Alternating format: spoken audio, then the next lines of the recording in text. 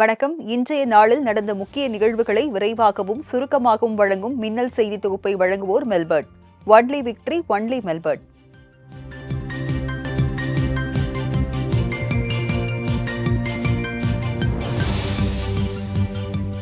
யார் அந்த சார் என தெரிந்தால் அதற்கான ஆதாரங்களை எதிர்க்கட்சியினர் சிறப்பு புலனாய்வு குழுவிடம் வழங்கலாம் என்று முதலமைச்சர் மு.க.ஸ்டாலின் தெரிவித்துள்ளார். மாணவி வழக்கில் மலிவான அரசியல் செய்ய வேண்டாம் என்று கேட்டுக்கொண்ட முதலமைச்சர் பொள்ளாச்சி சம்பவத்தில் அதிமுகவினர் எந்த நடவடிக்கையும் எடுக்கவில்லை என்றார். பொள்ளாச்சி சம்பவத்தில் குற்றம் சாட்டப்பட்ட பெரும்பாலானோர் அதிமுகவினர் என்றும், அண்ணா நகர் சிறுமி சம்பவத்தில் தற்பொழுது கைது செய்யப்பட்டுள்ளவர்கள் யார் என்றும் முதலமைச்சர் சரமாரியாக கேள்வி எழுப்பினார்.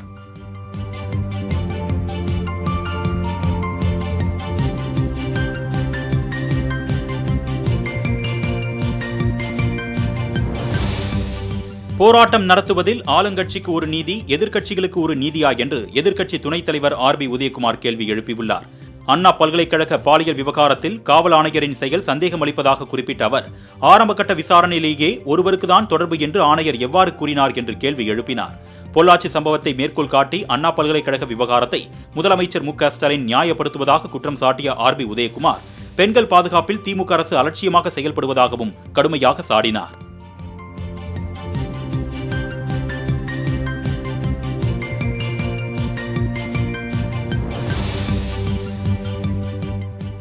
அண்ணா பல்கலைக்கழக மாணவி பாலியல் வன்கொடுமை சம்பவத்தை கண்டித்து சட்டப்பேரவையில் கருப்பு சட்டையுடன் பங்கேற்ற அதிமுக எம்எல்ஏக்கள் நேரலையில் இருந்து முழுமையாக புறக்கணிக்கப்பட்டுள்ளதாக புகார் எழுந்துள்ளது. மாணவி பாலியல் சம்பவத்தை கண்டிக்கும் விதமாக கருப்பு சட்டையுடன் வந்த அதிமுக எம்எல்ஏக்கள் கேள்வி எழுப்பினர். அப்போது அவர்களின் காட்சிகள் மட்டும் நேரலையில் ஒளிபரப்பாமல் தவிர்க்கப்பட்டது. தொடர் நேரலையில் இருக்கும் சட்டப்பேரவை நிகழ்வில் திட்டமிட்டு புறக்கணிக்கப்பட்டிருப்பதாக அதிமுக உறுப்பினர்கள் புகார் தெரிவித்துள்ளனர்.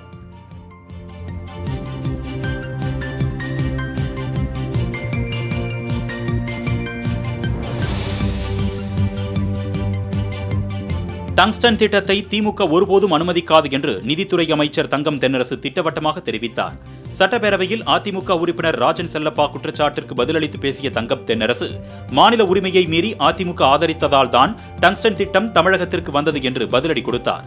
மேலும் டங்ஸ்டன் விவகாரத்தில் எடுக்கப்பட்ட நடவடிக்கைகளை பட்டியலிட்ட அமைச்சர் தங்கம் தென்னரசு, முதலமைச்சர் இருக்கும் வரை ஒரு பிடி மண்ணை கூட எடுக்கவிட மாட்டோம் என்று உறுதியுடன் தெரிவித்தார்.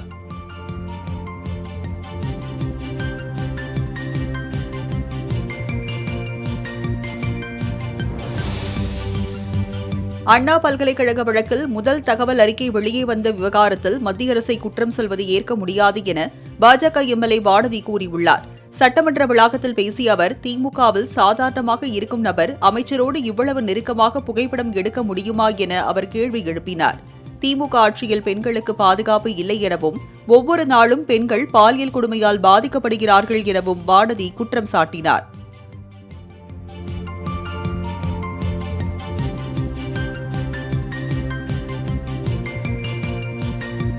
மனித நேயமுள்ள யாராலும் மாணவி பாலியல் வன்கொடுமை சம்பவத்தை ஏற்றுக்கொள்ள முடியாது என காங்கிரஸ் மாநில தலைவர் செல்வ பெருந்தகை கூறியுள்ளார். சட்டப்பேரவையில் கொண்டுவரப்பட்ட கவன ஈர்ப்பு தீர்மானத்தில் பேசிய அவர், மாணவி பாலியல் வன்கொடுமையை விட அதை அரசியலாக்குவது கொடுமையானது என கவலை தெரிவித்தார்.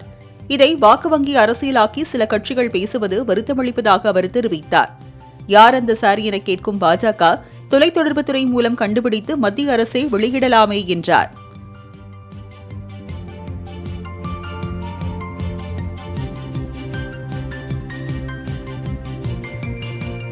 பாலியல் கொடுமையால் பாதிக்கப்பட்ட மாணவியின் புகாரை மத்திய அரசு கட்டுப்பாட்டில் உள்ள அண்ணா பல்கலை வெளியிட்டது ஏன் என்று தமிழக வாழ்வுரிமை கட்சித் தலைவர் வேல்முருகன் வினவியுள்ளார்.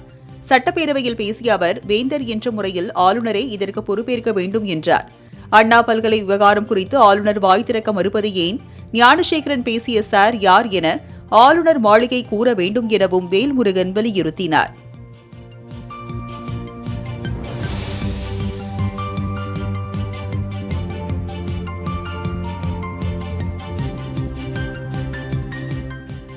திமுகவினரை போராட அனுமதித்துவிட்டு வழக்கு மட்டும் பதிவதும், பாமகவினரை போராட விடாமல் சிறை வைப்பதும் தான் காவல்துறை நீதியா என அக்கட்சியின் தலைவர் அன்புமணி வினவியுள்ளார்.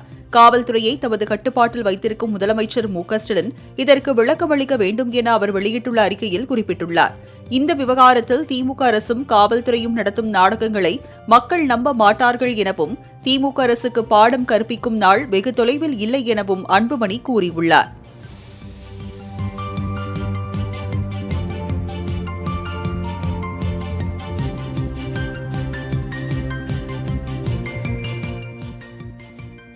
தமிழக மக்களையும் அவர்களால் தேர்ந்தெடுக்கப்பட்ட சட்டமன்ற உறுப்பினர்களையும் அவமானப்படுத்தும் வகையில் நடந்து கொண்ட தமிழக ஆளுநர் ரவிக்கு சட்டப்பேரவை கண்டனம் தெரிவிப்பதாக சபாநாயகர் அப்பாவு தெரிவித்தார்.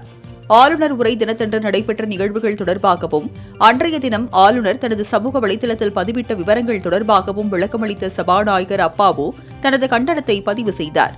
தேசிய கீதம் முதலில் பாடப்பட வேண்டும் என கோரிக்கை வைப்பதற்கு ஆளுநருக்கு எந்தவித உரிமையும் இல்லை எனவும் சபாநாயகர் கூறினார்.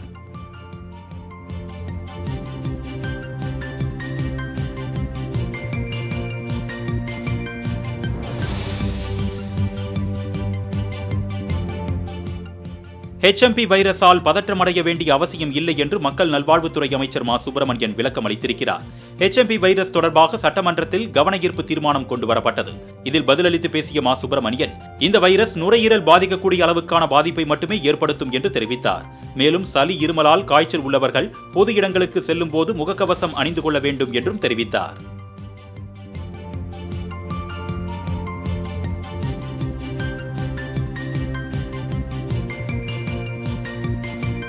மகளிர் உரிமை தொகைக்காக விண்ணப்பிப்பவர்களுக்கு 3 மாதங்களுக்குள் வழங்க நடவடிக்கை எடுக்கப்படும் என துணை முதல்வர் உதயநிதி உறுதியளித்துள்ளார். சட்டப்பேரவையில் வேடச்சந்தூர் உறுப்பினர் காந்திராஜன் எழுப்பிய கேள்விக்கு இந்த பதில் அளிக்கப்பட்டது. உரிமை தொகை பெறாதவர்கள் புதிதாக விண்ணப்பிக்கலாம் எனவும் அந்த மனுக்கள் மீது 3 மாதங்களுக்குள் நடவடிக்கை எடுக்கப்படும் என உதயநிதி தெரிவித்தார்.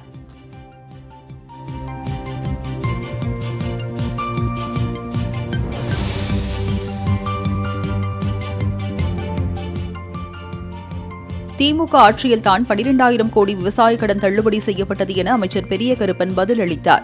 சட்டப்பேரவையில் உறுப்பினர் சம்பத்குமார் அரூர் ஊராட்சி ஒன்றிய துவக்கப்பள்ளி ஆசிரியர்கள் மற்றும் பணியாளர்கள் கூட்டுறவு சிக்கனம் மற்றும் கடன் சங்கத்திற்கு கட்டடம் கட்ட அரசு முன்வருமா என கேள்வி எழுப்பினார். இதற்கு பதிலளித்த அமைச்சர் பெரிய கருப்பன், அரசு நிலத்தை பெறுவதற்கு முயற்சி செய்தால் கூட்டுறவுத்துறை சார்பில் கட்டடம் கட்டித்தர நடவடிக்கை எடுக்கப்படும் என்றார்.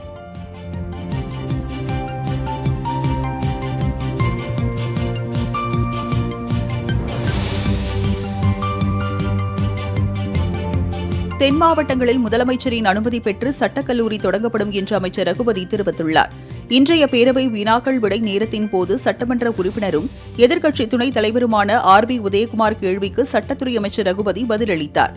அப்போது அவர் தமிழ்நாட்டில் 15 சட்டக்கல்லூரிகள், 2 சீர்மிகு சட்டக்கல்லூரிகள் என 17 சட்டக்கல்லூரிகள் செயல்பட்டு வருவதாகவும், கடந்த ஆட்சியில் கட்டப்பட்ட சேலம், நாமக்கல் சட்டக்கல்லூரிகளை திமுக அரசுதான் கட்டி முடித்ததாகவும் கூறினார். மேலும் தென் மாவட்டங்களில் முதலமைச்சரின் அனுமதி பெற்று சட்டக்கல்லூரி தொடங்கப்படும் என்றும் தெரிவித்தார்.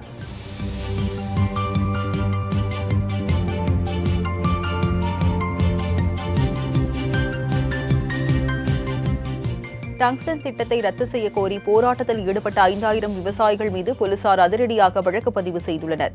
மதுரை, மேலூர், முல்லைப் பெரியாறு ஒருபோக பாசன விவசாயிகள் சங்கத்தின் சார்பில் டங்ஸ்டன் திட்டத்தை ரத்து செய்ய கோரி நேற்று போராட்டம் நடைபெற்றது.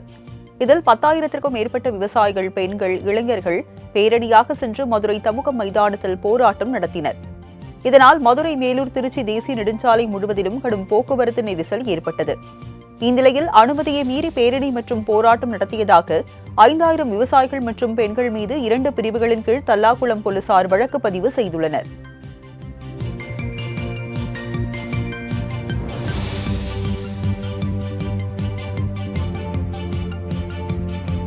UGC விதிமுறைகளை மாற்றி மாநில உரிமைகளை பறிப்பதா என்று மத்திய அரசுக்கு மதிமுக பொதுச் செயலாளர் வைகோ கண்டனம் தெரிவித்துள்ளார்.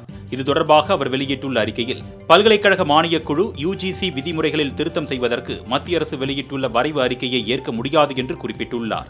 UGC விதிமுறைகள் திருத்த வரைவு அறிக்கையை மத்திய அரசு உடனடியாக திரும்பப் பெற வேண்டும் என்றும் வைகோ வலியுறுத்தியுள்ளார்.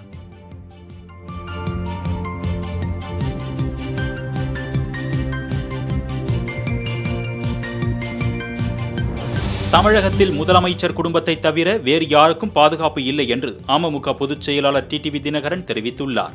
சென்னை தாம்பரம் அடுத்த செம்பாக்கத்தில் செய்தியாளர்களை சந்தித்து பேசிய அவர், தமிழ்நாட்டில் சட்டம் ஒழுங்கு மிக மோசமான நிலைக்கு போய்க் கொண்டிருக்கிறது என்று குற்றம் சாட்டினார். மேலும் திமுக ஆட்சியில் 5 மடங்கு விலைவாசி உயர்ந்துள்ளது என்றும் விமர்சித்தார்.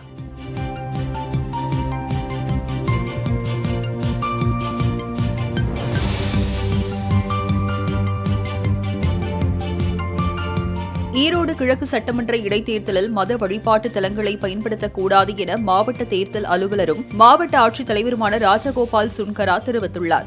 ஈரோடு கிழக்கு தொகுதி இடைத்தேர்தல் தொடர்பாக அங்கீகரிக்கப்பட்ட அரசியல் கட்சி பிரமுகர்களுடன் மாவட்ட தேர்தல் அலுவலரும் மாவட்ட ஆட்சித் தலைவருமான ராஜகோபால் ஆலோசனை நடத்தினார். பின்னர் செய்தியாளர்களை சந்தித்து பேசிய ராஜகோபால் சுன்கரா, ஒலிபெருக்கியை இரவு 10 மணி முதல் காலை 6 மணி வரை கட்டாயம் பயன்படுத்தக்கூடாது என்றும் குழந்தைகளை பிரச்சாரத்திற்கு பயன்படுத்தக்கூடாது என்றும் அறிவுறுத்தினார்.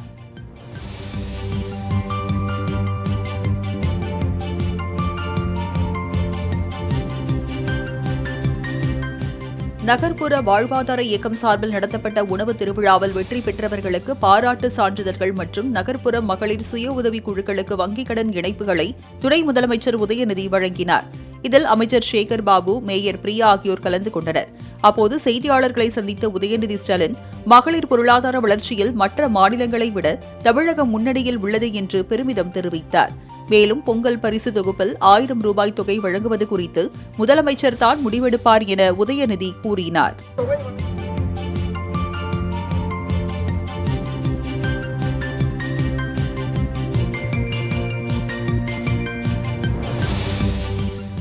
டாஸ்மாக் பணியாளர்களை பணி நிரந்தரம் செய்ய வேண்டும் உள்ளிட்ட கோரிக்கைகளை வலியுறுத்தி பிப்ரவரி 11ஆம் தேதி சென்னையில் போராட்டம் நடத்த உள்ளதாக ஏஐடியூசி டாஸ்மாக் பணியாளர் சங்க மாநில தலைவர் பெரியசாமி தெரிவித்தார். தமிழ்நாடு டாஸ்மாக் பணியாளர்கள் ஏஐடியூசி சங்கத்தின் மாவட்ட ஆயுத்த மாநாடு திண்டுக்கல்லில் நடைபெற்றது.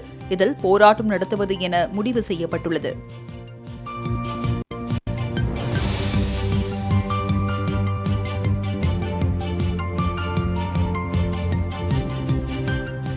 உள்ளாட்சி பிரதிநிதிகளின் பதவிக்காலம் உறுதிமொழி எடுத்துக்கொண்ட நாளில் இருந்து 5 ஆண்டுகள் வரை மட்டும்தான் என சென்னை உயர்நீதிமன்றத்தில் தமிழக அரசு தெரிவித்துள்ளது. திருவண்ணாமலை மாவட்டம் தண்டராம்பட்டையை சேர்ந்த ஒன்றிய கவுன்சிலர் ராஜா என்பவர் தாக்கல் செய்த வழக்கில் இந்த தகவல் தெரிவிக்கப்பட்டுள்ளது. இந்த வாதத்தை ஏற்றுக்கொண்ட நீதிபதி பதவி நீட்டிப்பு வழங்க கோரிய வழக்கை தள்ளுபடி செய்து உத்தரவிட்டுள்ளார்.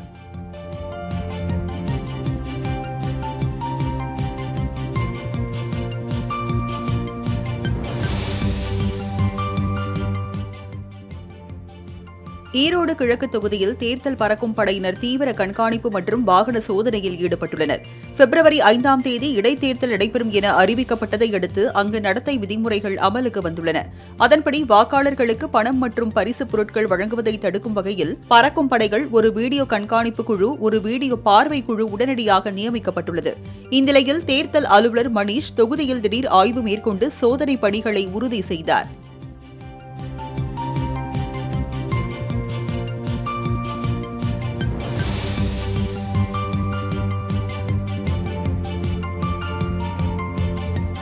குடியரசு தினத்தன்று அனைத்து கிராம ஊராட்சிகளிலும் கிராம சபை கூட்டம் நடத்த தமிழ்நாடு அரசு உத்தரவிட்டுள்ளது. குடியரசு தினத்தன்று கிராம சபை கூட்டத்தில் அனைத்து கிராம மக்களும் பங்கேற்கும் வகையில் தெரியப்படுத்த வேண்டும் என்று ஆட்சியர்களுக்கு ஊரக வளர்ச்சி இயக்குநர் அறிவுறுத்தியுள்ளார். இதுகுறித்து மாவட்ட ஆட்சியர்களுக்கு ஊரக வளர்ச்சி இயக்குநர் ப. பொன்னையா கடிதம் அனுப்பியுள்ளார். கிராம சபை கூட்டம் மதசார்புள்ள எந்த ஒரு வளாகத்திலும் நடத்தக்கூடாது எனவும் உத்தரவிடப்பட்டுள்ளது.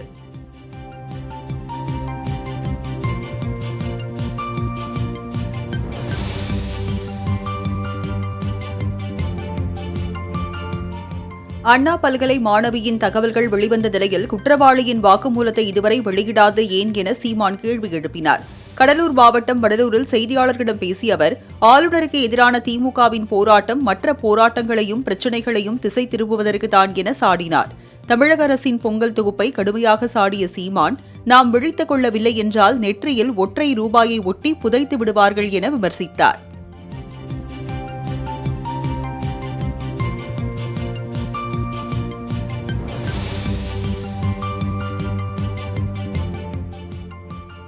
உடல் இச்சை வந்தால் பெற்ற தாயோ, மகளோ, சகோதரியோ யாருடன் வேண்டுமானாலும் உறவு வைத்துக் கொள் என்று கூறியவர் பெரியார் என்றும் அவரை கொள்கை தலைவராக ஏற்றுக்கொள்ள முடியாது எனவும் சீமான் பேசியது சர்ச்சைக்குள்ளாகியுள்ளது. வடலூரில் பேசிய சீமான், பெரியாரை திராவிட கொள்கை தலைவராக ஏற்றுக்கொள்ள முடியாது என்றார். தமிழை காட்டுமிராண்டி மொழி என பெரியார் பேசியதாகவும் சீமான் தெரிவித்துள்ளார். சிலப்பதிகாரம், மணிமேகலை, திருக்குறள் உள்ளிட்ட பல்வேறு இலக்கியங்களை படைத்தவர்கள் தமிழர்கள் இல்லையா எனவும் அவர் வினவியுள்ளார். பெரியார் தொடர்பான சீமானின் சர்ச்சை பேச்சுக்கு கண்டனம் வலுத்துள்ளது.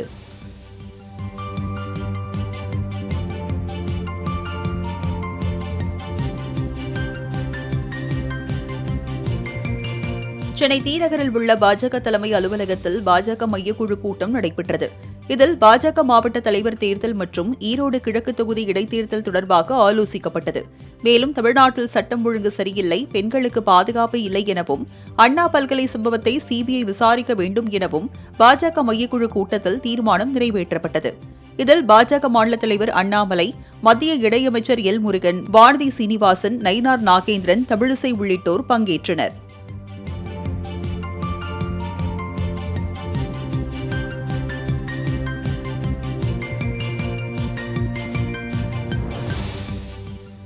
அண்ணா பல்கலைக்கழக சம்பவத்தை முதலமைச்சர் மென்மையாக கையாளுகிறார் என்றும் தமிழ்நாடு அரசின் மீது பெண்கள் நம்பிக்கை இழந்துள்ளதாகவும் பாஜக முன்னாள் தலைவர் தமிழிசை குற்றம் சாட்டியுள்ளார்.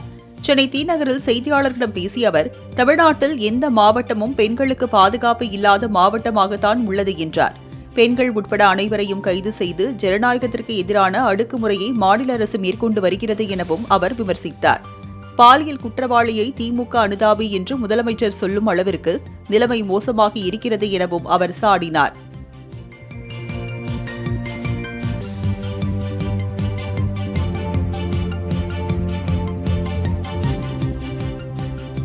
யுஜிசி சட்டத்திருத்தம் கண்டனத்துக்குரியது எனவும் ஒரு இடத்தை அழிக்கும் முயற்சியில் மத்திய அரசு செயல்படுவதாகவும் அதிமுக மாநிலங்களவை எம்பி சி.வி. சண்முகம் கண்டனம் தெரிவித்திருக்கிறார். விழுப்புரம் அதிமுக அலுவலகத்தில் செய்தியாளர்களை சந்தித்த அவர் மத்திய அரசை கடுமையாக சாடியுள்ளார். யுஜிசி வெளியிட்ட செயல் திட்டத்தில் மாநில உரிமை பறிக்கப்பட்டுள்ளதாக கூறினார். துணைவேந்தரை நியமிக்க ஆளுநருக்கு மட்டுமே உரிமை என்ற விதி மறைமுகமாக இட ஒதுக்கீட்டிற்கு எதிரான தாக்குதல் மற்றும் யுத்தம் என சி.வி. சண்முகம் ஆவேசம் தெரிவித்தார்.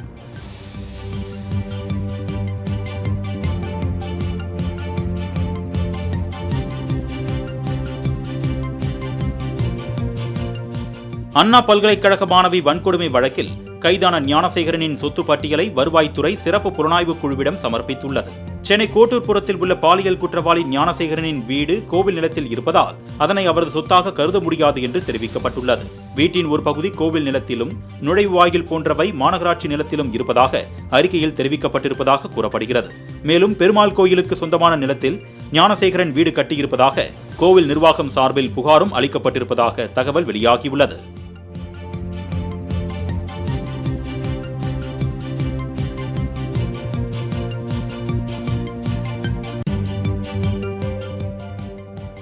கல்வராயன் மலைப்பகுதியில் உள்ள அரசு மருத்துவமனைகள் மற்றும் பள்ளிகளில் உள்ள காலி இடங்களை விரைவாக நிரப்ப நடவடிக்கை எடுக்குமாறு தமிழக அரசுக்கு சென்னை உயர்நீதிமன்றம் உத்தரவிட்டுள்ளது. முன்னதாக இந்த வழக்கில் நீதிமன்றத்திற்கு உதவுவதற்காக நியமிக்கப்பட்ட மூத்த வழக்கறிஞர் தமிழ்மணி அரசு மருத்துவமனை மற்றும் பள்ளிகளில் மருத்துவ பணியாளர்கள் மற்றும் ஆசிரியர்கள் காலி இடங்கள் இருப்பதாக சுட்டிக்காட்டினார். இதில் அரசு தரப்புக்கு உத்தரவிட்ட உயர்நீதிமன்றம் விசாரணையை 4 வாரங்களுக்கு ஒத்திவைத்தது.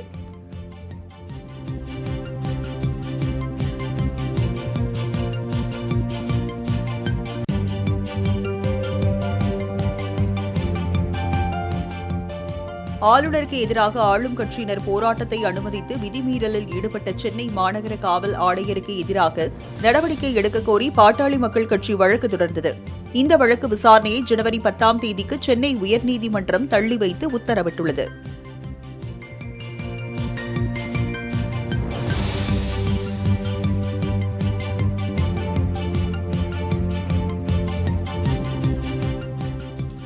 ஆம்ஸ்ட்ராங் கொலை வழக்கில் கைது செய்யப்பட்ட வடசென்னை தாதா நாகேந்திரனின் சகோதரர்கள் வீட்டில் இருந்து 51 பட்டாக்கத்திகள் சிக்கியது.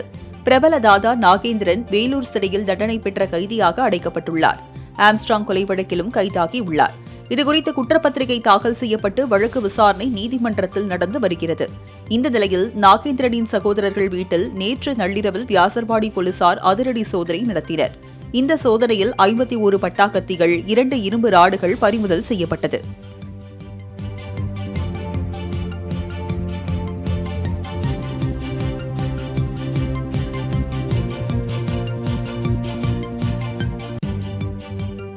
ஆந்திர மாநிலம் விசாகப்பட்டினத்தில் 2 லட்சம் கோடி ரூபாய் மதிப்பிலான திட்டங்களை பிரதமர் நரேந்திர மோடி தொடங்கி வைத்தார். 2 நாள் பயணமாக விசாகப்பட்டினம் வருகை தந்த பிரதமர் மற்றும் முதலமைச்சர் சந்திரபாபு நாயுடு, துணை முதலமைச்சர் பவன் கல்யாண் உள்ளிட்டோருக்கு சாலையின் இருபுறமும் நின்றிருந்த பொதுமக்கள் மலர்களை தூவி உற்சாக வரவேற்பு அளித்தனர். இதனைத் தொடர்ந்து நடைபெற்ற விழாவில் பல்வேறு நலத்திட்டங்களை பிரதமர் மோடி தொடங்கி வைத்தார்.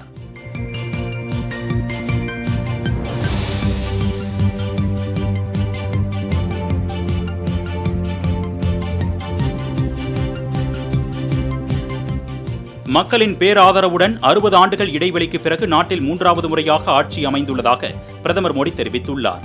ஆந்திர மாநிலம் விசாகப்பட்டினத்தில் நடைபெற்ற விழாவில் பேசிய அவர், ஆந்திர மாநில மக்களின் தேவைகள் அனைத்தும் நிறைவேற்றப்படும் என்று உறுதியளித்தார். முதலமைச்சர் சந்திரபாபு நாயுடு அதனை சிறப்பாக செய்வார் என்று நம்பிக்கை தெரிவித்த பிரதமர், ஆந்திராவின் வளர்ச்சி மற்றும் ஆந்திர மக்களுக்கு சேவை செய்வதே தங்களது லட்சியம் என்றும் உறுதிபட தெரிவித்தார்.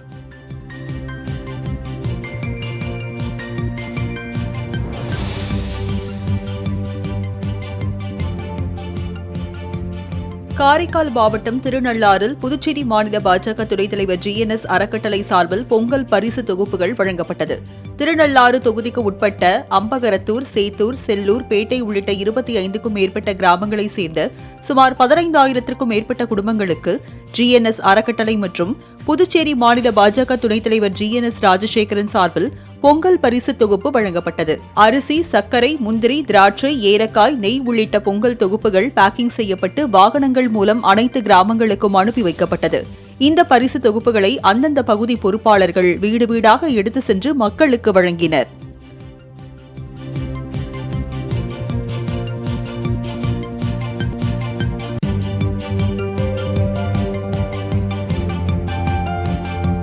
சென்னை திருவொற்றியூரில் ஃபேஸ்புக்கில் வந்த ஆன்லைன் லிங்கை ஓபன் செய்து கேரள லாட்டரி வாங்க முயன்று பணத்தை இழந்த இளைஞர் தூக்கிட்டு தற்கொலை செய்து கொண்டார். தூத்துக்குடியை சேர்ந்த 22 வயதான மாணிக்கராஜா என்பவர் சென்னை திருவொற்றியூர் பகுதியில் நண்பர்களுடன் வாடகை வீட்டில் தங்கி வேலை பார்த்து வந்துள்ளார். இந்த நிலையில் இணையத்தில் மூழ்கிய அவர் கேரள லாட்டரி வாங்க ஃபேஸ்புக் லிங்கை ஓபன் செய்தவுடன் அவர் வங்கிக் கணக்கில் இருந்து 35,000 ரூபாய் மாயமாகி உள்ளது. இதனால் மன உளைச்சலில் மாணிக்கராஜா வீட்டில் உள்ள மின்விசிறியில் தூக்கிட்டு தற்கொலை செய்து கொண்டதாக கூறப்படுகிறது. தகவல் அறிந்து வந்த சாத்தாங்காடு போலீசார் அவரது உடலை மீட்டு விசாரணை நடத்தினர்.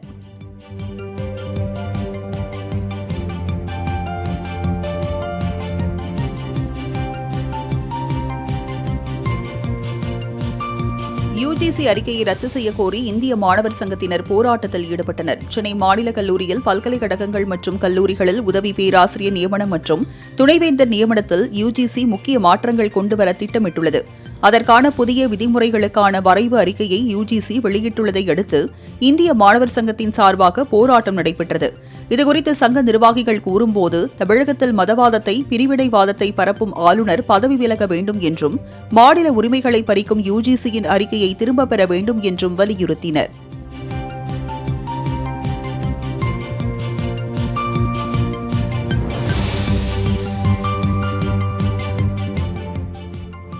நடிகை நயன்தாராவுக்கு எதிராக நடிகர் தனுஷின் ஒண்டர் பார் நிறுவனம் தொடர்ந்த வழக்கின் இறுதி விசாரணை ஜனவரி 22ஆம் தேதிக்கு தள்ளி வைக்கப்பட்டுள்ளது.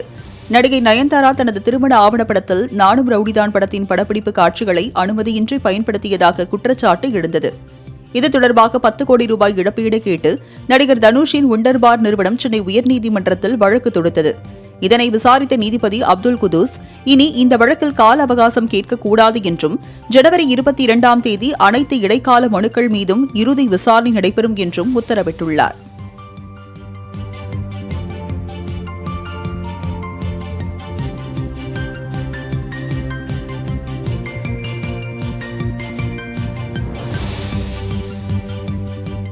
சென்னை காசிமேடு பகுதியில் கண்டெய்னர் லாரி ஓட்டுநரை தாக்கி பணம் பறிக்க முயன்ற நபரை சக ஓட்டுநர்கள் மடக்கி பிடித்து தருமடி கொடுத்தனர். சிதம்பரத்தை சேர்ந்த சுதன் என்பவர் சென்னை காசிமேடு சர்வீஸ் சாலையில் கண்டெய்னர் லாரியை ஓட்டி வந்துள்ளார். அப்போது அவ்வழியாக போதையில் வந்த வஉசி நகர் சுனாமி குடியிருப்பை சேர்ந்த முத்து என்பவர் அவரை இரும்பு பைப்பால் தாக்கி பணம் கேட்டு மிரட்டியுள்ளார். இதனை கண்ட சக ஓட்டுநர்கள் முத்துவை மடக்கி பிடித்து தருமடி கொடுத்து போலீசாரிடம் ஒப்படைத்தனர். இதேபோல் திருவொற்றியூரிலும் லாரி ஓட்டுநரை கத்தியால் தாக்கி பணம் பறித்த சம்பவம் நிகழ்ந்துள்ளதால் அச்சத்துடன் வந்து செல்வதாக லாரி ஓட்டுநர்கள் தெரிவித்துள்ளனர்.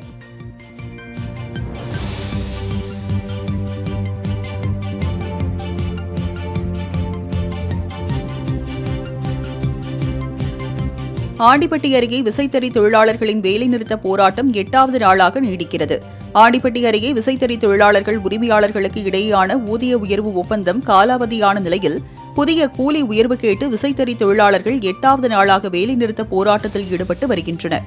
முன்னதாக திண்டுக்கல் தொழிலாளர் நலத்துறை சார்பில் நடைபெற்ற முதல்கட்ட பேச்சுவார்த்தை தோல்வியில் முடிந்தது. இதனால் சுப்புலாபுரத்தில் வீடுகளில் கருப்பு கொடியேற்றி சட்டையில் கருப்பு பேட்ஜ் அணிந்து தர்ணாவில் ஈடுபட்டனர்.